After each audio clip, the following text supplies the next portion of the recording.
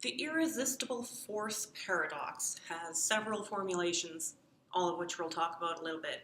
Our two main concepts are going to be the notion of potentiality and the notion of something that exists on a spectrum concept. So the basic notion is you've got this irresistible force, as in the strongest force ever, and you want to use it to move something very, very difficult to move, the thing that's impossible to move. What happens when you put these two together, right? So the idea of a spectrum concept. Let's talk about that first.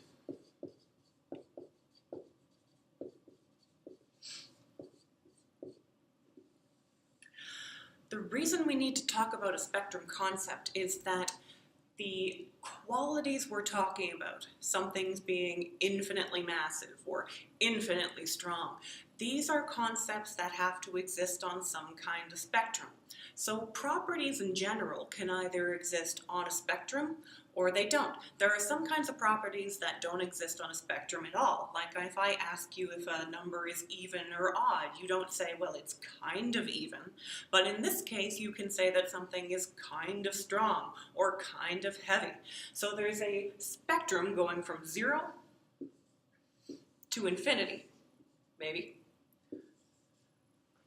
of how strong something can be or how hard it is to move that thing. Now, our idea is what happens when you take two things of infinite, right? The strongest force ever or the most resistant thing. Some other versions of this paradox have existed throughout the history of philosophy. It's not always an irresistible force and an immovable object. Sometimes it's the strongest shield and the spear that can pierce any shield in the universe. That was the formulation that Hanfei Zhu talked about. The idea was that there's a salesman and he's got both of these items in his shop, and someone comes and asks, well, what happens when I pit one against the other? And he hasn't got an answer for that. The moral of that story was the same thing happens when you have two opposite opinions. They can't exist together. Say there's two people that I think are the smartest people in the world, right? And everything they say is right.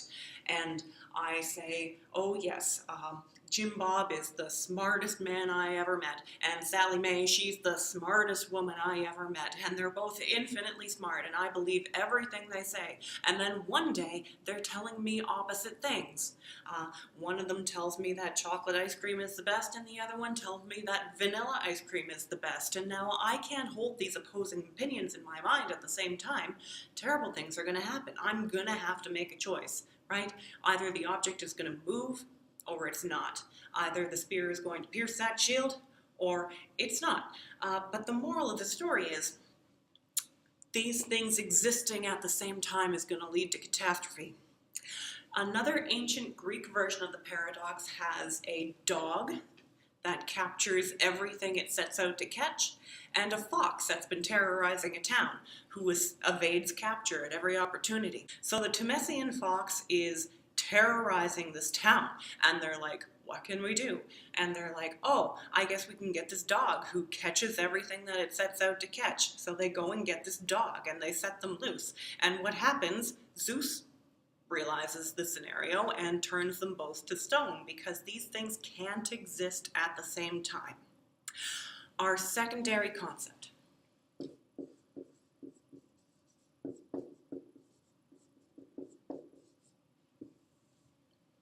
Potentiality. Now, there are two kinds of potentiality, and the situation we're talking about is when they come up against each other.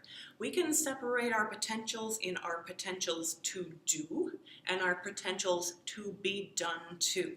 And we call these our actions and passions, because we're active and passive.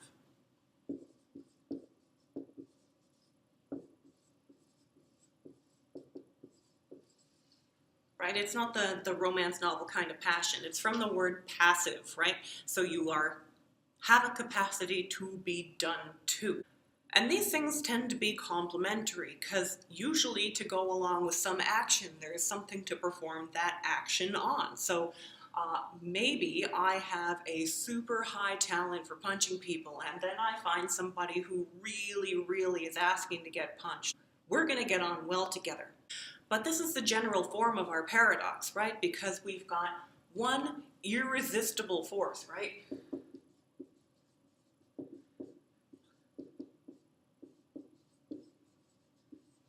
That's just some capacity to move other objects. And it's meeting up against this passive potential, the potential to be moved, right?